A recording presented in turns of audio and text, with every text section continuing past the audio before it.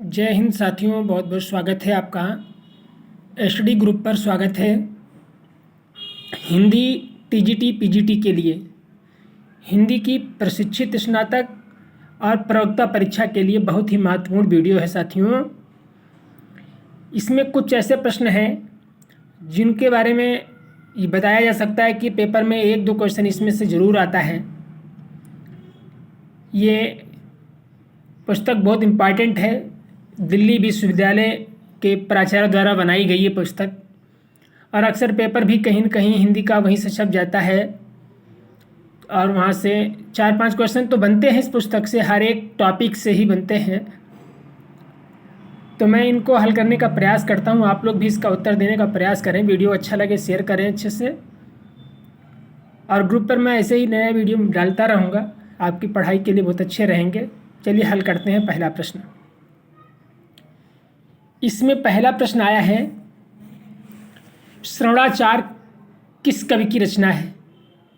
ये श्रवणाचार जो है, इसमें 4 ऑप्शन लिखे हुए हैं। इसमें तीसरा ऑप्शन सही हो जाएगा।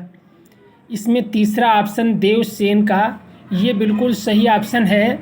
अगला प्रश्न, दोहा कोश इसके राइटर का नाम पूछा गया है, तो बिना देरी किए हुए दोहा कोश के लेखक आपको पता होने चाहिए। सरहपा दोहा कोश के लेखक हैं।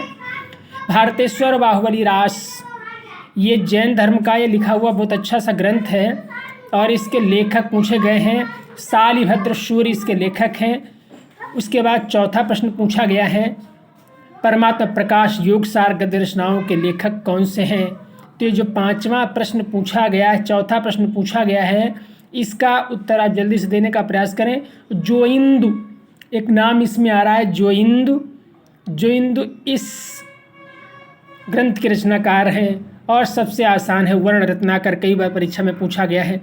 वर्ण रत्नाकर के रचनाकार पूछ लिए गए हैं। बिना देरी किए हुए ज्योतिश्वर पर टिक लगा दीजिए। ज्योतिश्वर ठाकुर वर्ण रत्नाकर के रचनाकार हैं। और 6 नंबर पर प्रश्न, भाषा सर्वेक्षण किसकी रचना है। जल्दी से बता दीजिए। भाषा सर्वेक्षण ये रचना जानते हो, ये हिंदी साहित्य का इतिहास लिखने वाले, modern vernacular literature of India लिखने वाले लेखक जॉर्ज अब्राहम ग्रियर्सन की रचना है। दूसरी रचना है ये भाषा सर्वेक्षण। तो 6 नंबर पे ग्रियर्सन का नाम जहाँ भी लिखा हुआ है वहाँ पर आप टिक कर सकते हैं। और दोस्तों 7वां क्वेश्चन पूछा गया है हिंदी भाषा का। कई बार हर परीक्षाओं में, यूपी की हर परीक्षा में प्रश्न आता है, इस्तवार द ला इतलेचर इन द हिंदुस्तान किस भाषा में लिखा गया है, किस भाषा में लिखा गया है। तो गार्सा ददाशी फ्रेंच विद्वान है, फ्रेंच भाषा में इन्होंने लिख दिया होगा। भाषा इसकी है फ्रांसीसी थे, इन्होंने सबसे पहला इतिहास लिखा है। सच्चे अर्थों में माना जाने वाला, अगला प्रश्न 8वें नंबर पर पूछा गया, सच्चे अर्थों में माना जाने वाला हिंदी का पहला इतिहास।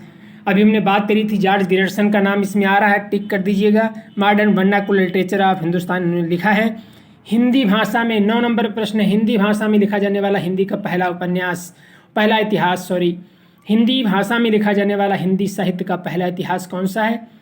तो हिंदी साहित्य का पहला हिंदी भाषा में लिखा जाने वाला इतिहास शिव सिंह सेंगर द्वारा लिखा गया है। शिव सिंह सरोज, जहाँ कहीं भी लिखा हुआ है पहले नंबर पर टिक कर दीजिए। यहाँ पर शिव सिंह सरोज। आप लोग कमेंट बॉक्स में बताइएगा इसका सन कौन सा है। जो लोग तैयारी करते हैं उनको अच्छे से पता होगा। हम 10वें क्वेश्चन की ओर बढ़ते हैं। 10वां प्रश्न कहाँ पर है, जल्दी इस अगले पेज पे जाते हैं। और दोस्तों बस 1 सेकेंड के बाद जल्दी से 10वें प्रश्न पर आ जाते हैं। और ये पूछा जा रहा है, उत्तर अपभ्रंश को पुरानी हिंदी किसने कह दिया। अरे अपभ्रंश को पुरानी हिंदी कहने का श्रेय अगर किसी को जाता है तो वह चंद्रशेखर शर्मा गुलेरी। ये प्रश्न कई बार पूछा गया है। जितने प्रश्न हैं ये अक्सर पेपर में आते ही हैं। सरहपा को हिंदी का पहला लेखक कौन मानता है, सरहपा को पहला कवि कौन मानता है, ये प्रश्न भी कई बार पूछा गया है। और इसको पहला लेखक राहुल सांकृत्यायन मानते हैं। राहुल सांकृत्यायन सरहपा को पहला लेखक मानते हैं। उक्त व्यक्ति प्रकरण के रचनाकार दामोदर शर्मा हैं, और यहाँ पर आप दामोदर शर्मा को टिक कर दीजिए। 13 नंबर पे अपभ्रंश व्याकरण के रचनाकार कौन से हैं? अपभ्रंश भाषा में जो व्याकरणिक ग्रंथ लिखे गए उसमें हेमचंद्र का नाम आता है, हेमचंद्र का नाम आता है। दोस्तों 14 नंबर प्रश्न लिखा हुआ मिश्र बंधुओं द्वारा रचित मिश्र विनोद कितने भागों में है? कितने भागों में है जल्दी से बताना, कितने भागों में? 4 भागों में बांटी गई है, 4 भागों में। वीर गाथा काल को संधि और चारण काल किसने कह दिया? इसको चारण काल जो कहा था, इसको चारण काल ग्रियर्सन ने कहा था, और संधि और चारण काल ये 2 नाम। इसमें बड़ा देखिए, हम एक सारे प्रश्नों का उत्तर बता देते हैं आपको। हिंदी का जो आदिकाल है इसको वीर गाथा काल रामचंद्र शुक्ल ने कहा था, इसको चारण काल ग्रियर्सन ने कहा है, और इसको संधि और चारण काल डॉक्टर राम कुमार वर्मा प्रसिद्ध नाटककार हैं, इन्होंने कहा हिंदी को संधि चारण काल। 16 नंबर पे आशुक के बारे में पूछा जा रहा है, आशुक कवि की रचना कौन सी है? तो 16 नंबर पे आशुक कवि की रचना पूछा जा रही है, तो चंद्रबाला रास इनके द्वारा लिखा गया है, यहाँ पे आप टिक कर सकते हैं। परुमचर्यु, परुमचर्यु बहुत अच्छा प्रश्न है। परुमचर्यु के रचनाकार कौन से हैं? तो स्वयंभू अपभ्रंश के वाल्मीकि कहे जाते हैं, और अपभ्रंश का बड़ा चर्चित ग्रंथ है परुमचर्यु। शब्दानुशासन, शब्दानुशासन के लेखक कौन है? शब्दानुशासन आप अच्छे से जान लीजिए कि जो शब्दानुशासन है वो हिंदी का व्याकरणिक ग्रंथ है, अपभ्रंश का सबसे पहला व्याकरणिक ग्रंथ है, और इसको हेमचंद्र ने जो लिखा है। 13 नंबर का क्वेश्चन, और ये दोनों एक जैसे मिलते जुलते हैं, इसको आप अच्छे से पढ़ेंगे तो याद हो जाएगा। अपभ्रंश का जो व्याकरणिक ग्रंथ है इसी को शब्दानुशासन कहते हैं, और हेमचंद्र द्वारा लिखा गया है। पाहुड़ दोहा प्रश्न 19 नंबर में पूछा गया, पाहुड़ दोहा राम सिंह द्वारा लिखा गया है, राम सिंह के द्वारा लिखा गया ये ग्रंथ है। प्राकृत 20 नंबर में पूछा गया, प्राकृत पेंगलम किस कवि की रचना है? प्राकृत पेंगलम पूछा गया है, लक्ष्मीधर की रचना है, लक्ष्मीधर की रचना है। और 21 नंबर पर प्रश्न पूछा जा रहा है, ऋण कुमार चर्यु, ये सब रचनाएं पूछी जा रही हैं आपसे। ऋण कुमार चर्यु ये कम पेपर में लेकिन पीजीटी के प्रश्न में इम्पॉर्टेंट है।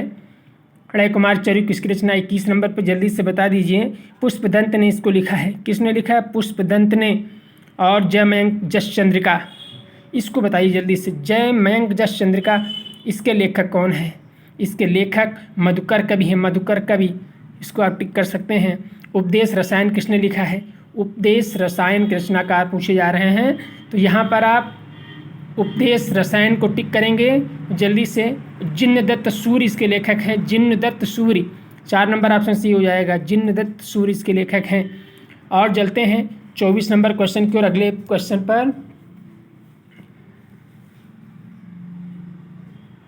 24 नंबर का जो प्रश्न है, कुमारपाल प्रतिबोध के रचनाकार पूछे जा रहे हैं। कुमारपाल प्रतिबोध के लेखक सोमप्रभ सूरी हैं, 3 नंबर का ऑप्शन सही हो जाएगा।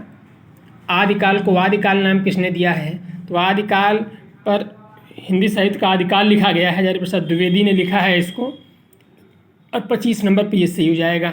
हजारी प्रसाद द्विवेदी ने इसको आदिकाल कहा है। रामचंद्र शुक्ल ने वीरगाथा काल कहा है। डॉक्टर रसाल ने इसको क्या नाम दिया है? डॉक्टर रसाल ने इसको, दोस्तों अभी बताते हैं डॉक्टर रसाल ने इसका क्या नाम दिया। राम कुमार वर्मा अभी पूछे गए थे, राम कुमार वर्मा इसको संधि और चारण काल कहते हैं। कला काल नाम दिया इन्होंने डॉक्टर रसाल ने, और हिंदी आदिकाल को वीरगाथा काल किस आलोचक ने कहा? सभी बताया गया। रामचंद्र शुक्ल ने इसको वीरगाथा काल कहा है। हिंदी को सिद्ध सामंत काल किसने कह दिया है? हिंदी को सिद्ध सामंत काल राहुल शंकर त्यान ने कहा है। महावीर प्रसाद द्विवेदी ने आदिकाल को क्या नाम दिया है? तो उन्होंने बीज बपन काल कहा है। पश्चिम हिंदी का विकास किस भाषा से होता है? पश्चिमी हिंदी जो है इसका विकास किस भाषा से होता है? तो दोस्तों पश्चिमी हिंदी का जो विकास होता है वो सौरसेनी अपभ्रंश से होता है, सौरसेनी भाषा से होता है। और बघेली हिंदी का संबंध कहाँ से? बघेली हिंदी का संबंध पूर्वी हिंदी से है।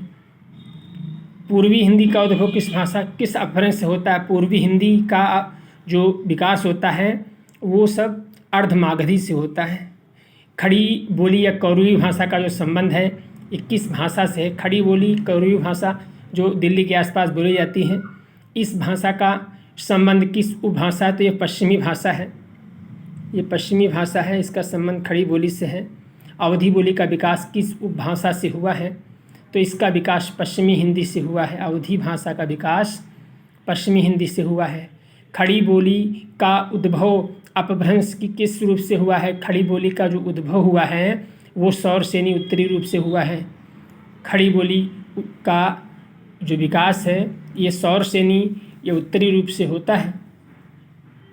और 35 नंबर पर प्रश्न पूछा जा रहा है, हिंदी की कितनी उपभाषाएं होती हैं? ये कई बार प्रश्न पूछा गया है। तो हिंदी की उपभाषाएं बतानी है, 5 उपभाषाएं होती हैं हिंदी की, 3 अपभ्रंश और उससे निकलने वाली 5 भाषाएं। तो कैसा लगा वीडियो? आप लोग इस पर कमेंट करके बताइएगा। अगला प्रश्न हम कल की डेट में हल करवाएंगे। बहुत बहुत धन्यवाद।